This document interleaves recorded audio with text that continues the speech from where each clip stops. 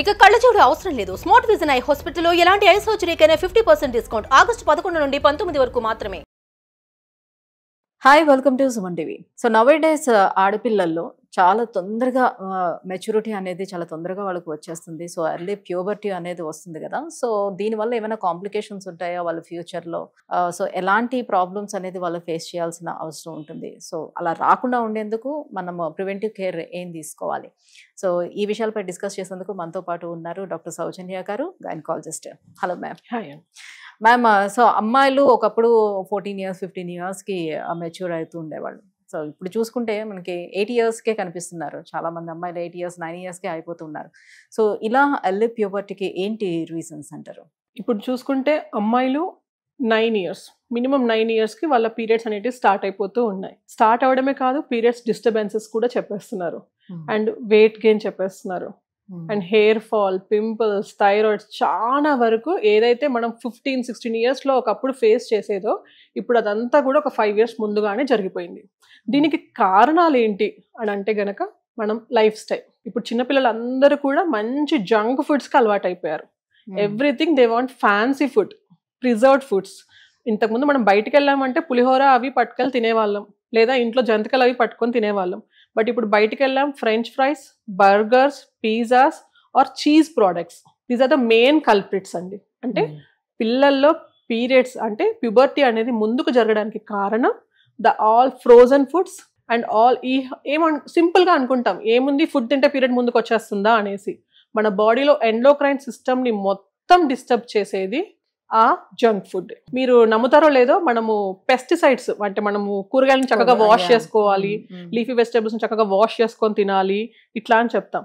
చెప్పినప్పుడు ఏముంది, కడుపు నొప్పి వస్తుందేమోలే అందుకని మా డాక్టర్ వాళ్ళు చెప్తారు అని అంటారు.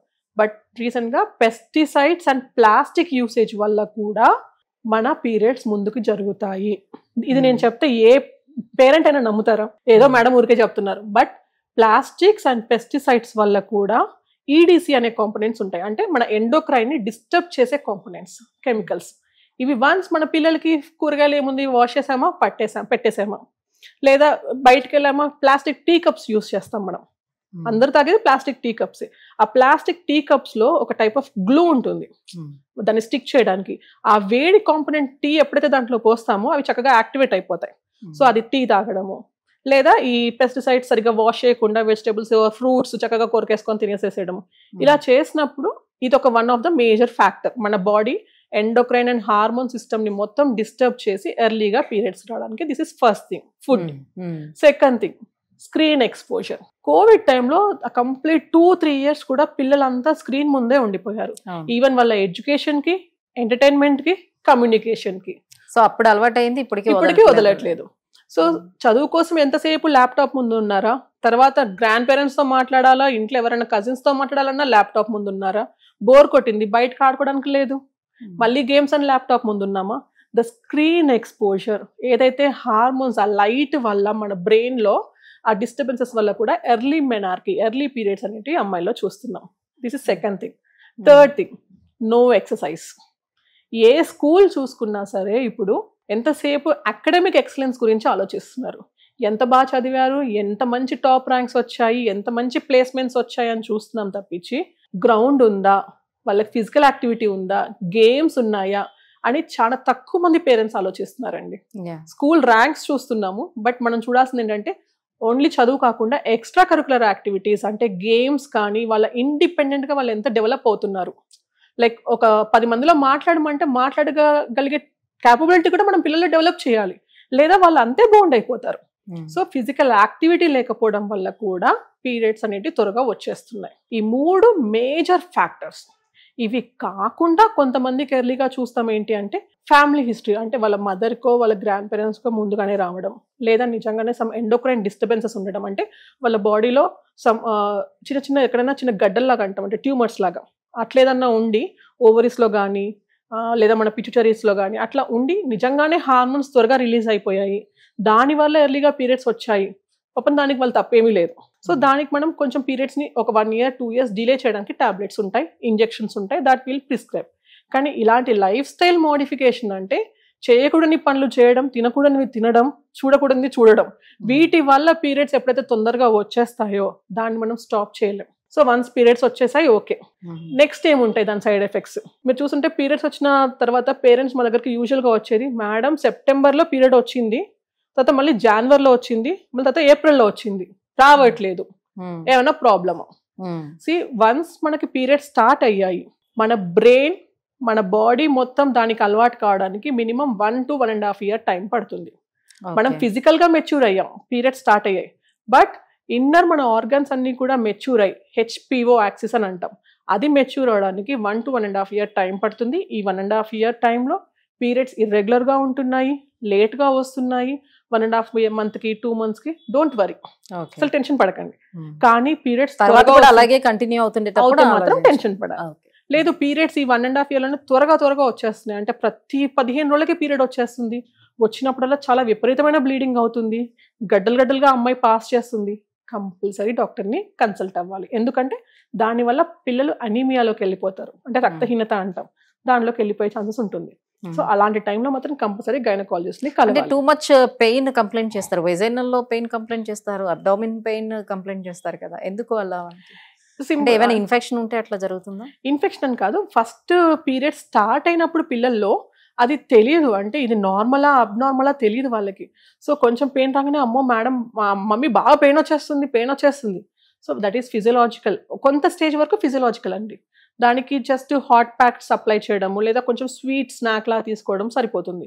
లేదు ఏది తీసుకున్నా చిన్న పెయిన్ కిల్లర్, ఇదంతా తీసుకున్నా సరే పెయిన్ విపరీతంగా ఉంటుంది, దెన్ మనం ఇంటర్ఫియర్ అవ్వాలి. యాజ్ ఎ డాక్టర్ ఇంటర్ఫియర్ అయ్యి లోపల ఏమైనా అతుకులు ఫామ్ అవుతున్నాయా, అంటే పీరియడ్స్ అప్పుడు బ్లడ్ ఏదైతే మనకు బయటికి వెళ్ళిపోతుందో కొంతమందికి రివర్స్ ఫ్లో అవుతుంది, అంటే గర్భసంచిలో నుంచి ట్యూబ్స్ లో నుంచి మన పొట్టలోకి వెళ్ళిపోతుంది కూడా.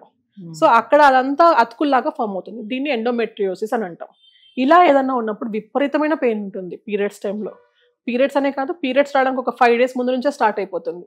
ఇన్ఫాక్ట్ ఇలా ఉన్న అమ్మాయిలకి పెళ్ళయ్యాక కలియక టైంలో కూడా విపరీతమైన నొప్పి ఉంటుంది. నాట్ ఓన్లీ సెక్షువల్ యాక్ట్, యూరిన్కి వెళ్ళినా మోషన్కి వెళ్ళినా ఒక టైప్ ఆఫ్ పిండేసినట్టుగా పెయిన్ ఉంటుంది అనమాట. సో ఇలా ఎండోమెట్రియోసిస్ కానీ, ఓవేరియన్ సిస్ట్లు కానీ, పెల్విక్ ఇన్ఫెక్షన్స్, అంటే కొంతమంది ఇప్పుడు మేము చూస్తుంది ఏంటంటే teenagers are more sexually active with multiple partners, ఇది ఇంకా మరీ దారుణం. సో వాళ్ళకి ఏంటంటే జస్ట్ ఇన్స్టంట్ అంటే ఒక మూమెంట్ లో అది అయిపోయింది, బట్ దాని కాన్సిక్వెన్సెస్ ఎలా ఉంటాయంటే పెల్విక్ ఇన్ఫెక్షన్ స్టార్ట్ అవుతాయి. దానివల్ల ట్యూబ్స్ అన్ని కూడా ఉబ్బిపోయి వాపులు వచ్చి పీరియడ్స్ టైంలో ఒక టైప్ ఆఫ్ ఎక్కువ నొప్పి, ఎక్కువ బ్లీడింగ్ చూస్తూ ఉంటాం. సో ఏదైతే ప్రాబ్లం మనము వాళ్ళు వస్తారో హిస్టరీతోని, కొంచెం స్కాన్స్ తోని అసలు కాజ్ ఏంటి, ట్రీట్మెంట్ ఏంటి, చెప్పాల్సింది ఏంటి వాళ్ళకి, మనం ఇవన్నీ వాళ్ళకి అడ్వైస్ చేయొచ్చు. సో ఇప్పుడు మనం మళ్ళీ పిల్లల గురించి వచ్చేస్తే, వాళ్ళకి పెయిన్ వచ్చింది, చిన్నగా టిప్స్, లేదు ఏదైనా ప్రాబ్లం ఉంది దానికి తగ్గట్టుగా చిన్న మందులు. ఇది పీరియడ్ పెయిన్. కొంతమందికి 9 years 10 years పెద్ద మనిషి అయిపోయారు, పీరియడ్స్ ఇర్రెగ్యులర్గా వస్తున్నాయి, లేదా 13 years అమ్మాయి పెద్ద మనిషి అయింది, మంచి టైంకే అయింది, కానీ పీరియడ్స్ ఇర్రెగ్యులర్ అవుతున్నాయి. వాళ్ళకి మనం చెప్పాల్సింది ఏంటి, జంక్ ఫుడ్స్ జోలికి వెళ్ళొద్దు, వీలైనంత వరకు healthy snacks, healthy food, fruits, vegetables ఎక్కువగా వాళ్ళ డైట్లో ఇంక్లూడ్ చేసుకోవాలి. అండ్ వాటర్, చాలా మంది పిల్లలు స్కూల్ టాయిలెట్స్ యూజ్ చేయడానికి ఇబ్బంది పడి వాటర్ ఇంటేక్ అనేది తగ్గించేస్తున్నారు. పేరెంట్స్గా చేయాల్సింది ఏంటంటే స్కూల్ మేనేజ్మెంట్తో డిస్కస్ చేసి వాష్రూమ్స్ ఎప్పటికప్పుడు క్లీన్ చేసి పెట్టేటట్టుగా చూసుకోవాలి, సో దట్ పిల్లలు వెళ్ళడానికి ఇబ్బంది పడకూడదు. ఈవెన్ అమ్మాయిలు కూడా పీరియడ్స్ టైంలో ప్యాడ్స్ చేంజ్ చేసుకోవడానికి ఇబ్బంది పడి కూడా ఒకటే ప్యాడ్ మార్నింగ్ నుంచి ఈవినింగ్ వరకు యూజ్ చేస్తున్నారు. అండ్ ఈవెన్ ఈ మధ్యన వింటున్న విషయం ఏంటంటే ఈ ప్యాడ్స్ మూలంగా కూడా లైక్ ఇన్ఫర్టిలిటీ ప్రాబ్లమ్స్ వస్తున్నాయి, సో ఈ ప్యాడ్స్ యూజ్ చేయొద్దు అని చెప్పి అంటున్నారు. So even pads are made up of synthetic thing, ఇవన్నీ కూడా ద కెమికల్ ఎక్స్పోజర్స్, దీని వల్ల కూడా ఇన్ఫర్టిలిటీస్, ఇన్ఫెక్షన్ రేట్స్ అనేటివి పెరుగుతున్నాయి. సో దీంట్లో కూడా ఇప్పుడు మనకు ప్యాడ్స్ కి రీప్లేస్మెంట్ గా కొంచెం ఆర్గానిక్ వచ్చాయి, అంటే కాటన్, బట్ అదేంటంటే అంత జెల్లీ అబ్జార్ప్షన్ ఉండదు, ఫ్రీక్వెంట్ గా మనం చేంజ్ చేస్తూ ఉండాలి. దానికి ఇబ్బంది పడిపోయి ఈజీ మెథడ్ అలాంటి కెమికల్స్, అలాంటి ప్లాస్టిక్స్ ఉన్న ప్యాడ్స్ ని యూజ్ చేయడానికి ఇష్టపడుతున్నారు. దీనికి ద బెస్ట్ రీప్లేస్మెంట్ ఏంటంటే కప్స్ అండి, మెన్స్ట్రల్ కప్స్. ఈవెన్ పిల్లలు, మ్యారీడ్, అన్మ్యారీడ్ ఎవరైనా సరే యూజ్ చేయొచ్చు కప్స్. దీంట్లో సైజెస్ ఉంటాయి, ఒక్కసారి కొన్నాము అంటే అది 8 years వరకు కూడా చక్కగా వాడుకోవచ్చు. బట్ ద ఓన్లీ థింగ్ చక్కగా దాన్ని స్టెరైల్ చేసుకోవాలి. మనం దాన్ని ఇన్సర్ట్ చేసేటప్పుడు తీసేటప్పుడు చక్కగా మన హ్యాండ్స్ అనేటివి వాష్ చేసుకోవాలి, దాని స్టోరేజ్ చక్కగా చేసుకోవాలి. జస్ట్ లైక్ సింపుల్గా మనం చిన్నపిల్లలకి పాల డబ్బాలు ఎలా అయితే చక్కగా స్టెరిలైజ్ చేసి ఎంత జాగ్రత్తగా పిల్లలకి వాడతామో, ఈవెన్ మన పిల్లలకి కూడా ఈ మెన్స్ట్రల్ కప్స్ని కూడా అంతే స్టెరైల్గా అంతే భద్రంగా చూసుకోవాలి వాటిని. So this is very good. మన ఎన్విరాన్మెంట్ని ప్రొటెక్ట్ చేసిన వాళ్ళని అవుతాం, మన హెల్త్ని మనం ప్రొటెక్ట్ చేసుకునే వాళ్ళని అవుతాం, which is very easy. Once కొంచెం కష్టం అనిపిస్తుంది స్టార్టింగ్లో కప్ యూస్ చేయడానికి, బట్ వన్స్ ఒకసారి దానికి అలవాటు అయిపోతే that is the most safest అండి. అండ్ కొంతమంది పిల్లలు ఫిజికల్గా అంటే ఎక్సర్సైజెస్ అవి బాగా చేస్తారు, మంచి మంచి గేమ్స్ ఆడతారు, అథ్లెట్స్ ఉంటారు అండ్ స్విమ్మర్స్ ఉంటారు. సో వాళ్ళకి పీరియడ్స్ డిస్టర్బెన్స్ చాలా ఉంటుంది అమ్మాయిలకి. మేడం నాకు నేషనల్ టోర్నమెంట్ ఉంది స్విమ్మింగ్, నాకు అదే టైంలో పీరియడ్ ఉంది, పీరియడ్ పోస్ట్ పోన్ చేయడానికి టాబ్లెట్ వాడొచ్చా? దాంట్లో మళ్ళీ వాళ్ళకి వెయిట్ రిస్ట్రిక్షన్స్ ఉంటాయి. వన్స్ ఈ టాబ్లెట్స్ తీసుకున్నాం వెయిట్ పెరిగిపోతారు. సో హ్యాపీగా వెళ్ళండి స్విమ్మింగ్ కి, యూస్ టాంపన్ లేదా కప్స్ యూస్ చేయండి. మీ swimming just matter of 5 minutes ఒక రేస్, దానికి ముందు ఒక 1 hour తర్వాత ఒక 1 hour. So cups are safest, tampons use చేయొచ్చు సేఫెస్ట్. సో మీరు యూస్ చేసే మెన్స్ట్రల్ శానిటరీ ప్రోడక్ట్ కూడా చూస్ చేసుకునేది అంతే ఇంపార్టెంట్ అనేసి పిల్లలకి మేము చెప్పేస్తాం. చక్కగా నేషనల్ స్టేట్ లెవెల్ స్విమ్మర్స్ కూడా ఉన్నారు. They are very happy using all these products అండి. అయితే thank you so much ma'am. Early ప్యూబర్టీకి రీజన్స్ అండ్ పిల్లలు ఆ టైంలో పీరియడ్స్ టైంలోని అసలు ఎలా ఉండాలి, ఏం చేయొచ్చు ఏం చేయకూడదు, ఈ విషయాలన్నీ క్లారిటీ ఇచ్చినందుకు thank you so much. Right, thank you.